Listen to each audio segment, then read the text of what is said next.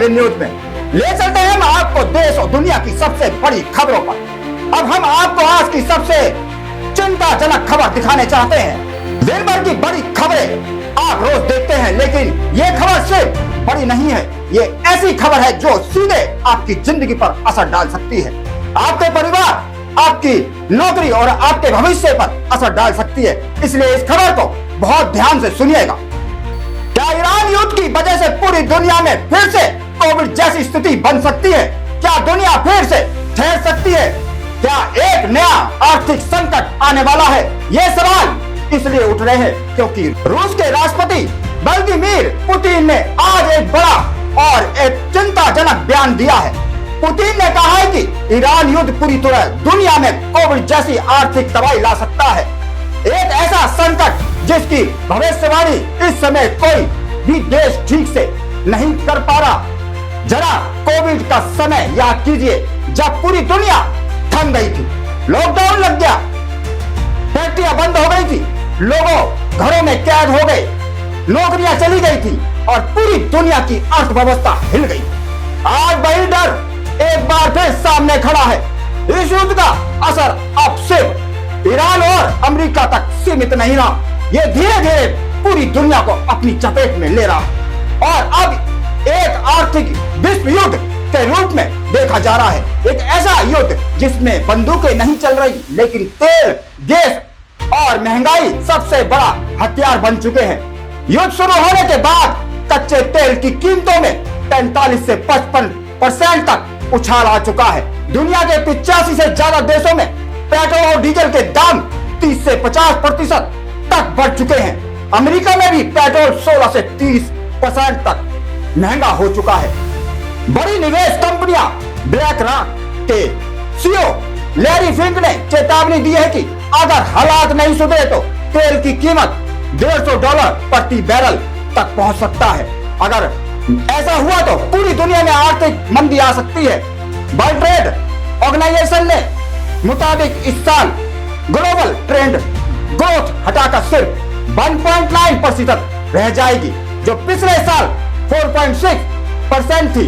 यानी दुनिया का व्यापार धीमा पड़ रहा है और ये मंदी का साफ संकेत है। भाई OECD के मुताबिक अमेरिका में महंगाई दर 4.2% तक जा सकता है, जो पहले 3% के आसपास मानी जा रही थी। यानी दुनिया की सबसे बड़ी अर्थव्यवस्था खुद दबाव में है।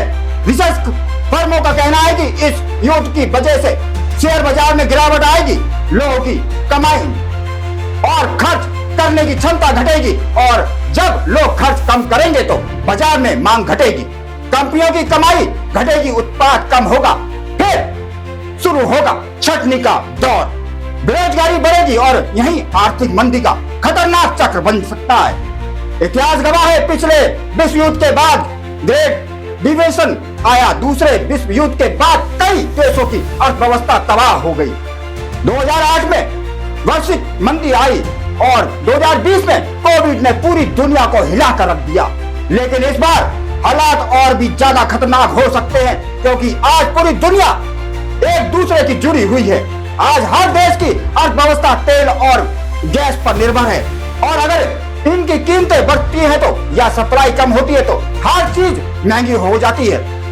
ट्रांसपोर्ट महंगा, बिजली महंगी, खाने पीने का सामान महंगा, यानी आपकी जिंदगी का हर खर्च बढ़ने वाला है। दुनिया के ज्यादातर देश पहले से ही भारी कर्ज में डूबे हुए हैं। कोविड के बाद उनकी हालत कमजोर हुई है। ऐसे में सरकारों को के पास राहत देने के लिए ज्यादा विकल्प नहीं रहा। शेयर बाजार गिर रहे हैं और निवेश डूब रहा है, कंपनियों की कमाई घट रही है और इसका सीधा असर आम लोगों की नौकरियों पर पड़ने वाला है। नया फाइनेंशियल ईयर आने वाला है और कंपनियां पहले से ही डर में हैं। ऐसे में सबसे पहला असर आपकी सैलरी पर पड़ेगा।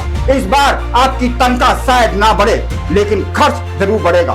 फर्टिलाइजर की कमी की आशंका भी बढ़ रही है, जिससे खेती पर असर पड़ेगा। अनाज की कमी हो सकती है और खाने पीने की चीजों के दाम तेजी से बढ़ सकते हैं। स्ट्रेट ऑफ हॉर्मुज जैसे अहम रास्तों पर संकट गहराने से पूरी दुनिया में तेल और गैस की सप्लाई प्रभावित हो रही है। कई देशों में हालात ऐसे हो चुके हैं कि पेट्रोल और डीजल की राशनिंग शुरू हो गई है स्कूल बंद हो रहे हैं, ऑफिस हफ्ते में 4 दिन चल रहे हैं, लोगों को घर में रहने और बिजली बचाने की सलाह दी जा रही है। श्रीलंका, पाकिस्तान, फिलीपींस और न्यूजीलैंड जैसे देशों में सड़कों पर सन्नाटा दिखाई देने लगा है, जैसे कोविड का समय होता था। भारत में भी सरकार की पूरी तरह सतर्क है। ऊर्जा संकट से निपटने की तैयारी की जा रही है। सरकार के मुताबिक देश के पास करीब 60 दिनों का फ्यूल स्टॉक है और 74 दिनों तक का स्टोर करने की क्षमता है। यानी फिलहाल घबराने की जरूरत नहीं है, लेकिन सतर्क रहना जरूरी है, क्योंकि इस बार संकट किसी वायरस की वजह से नहीं, बल्कि ऊर्जा की कमी से आने वाला है। और अगर हालात नहीं सुधरे तो पूरी दुनिया को अपनी जीवन शैली बदलनी पड़ेगी। बिजली बचानी होगी, तेल बचाना होगा, खर्च कम करना होगा, क्योंकि ये सिर्फ एक युद्ध नहीं, ये एक ऐसा आर्थिक तूफान है जो धीरे धीरे पूरी दुनिया को अपनी चपेट में ले रहा है। और इसका असर आप पर, आपके परिवार पर और आपके भविष्य पर जरूर पड़ेगा। जय हिंद, जय भारत, वंदे मातरम।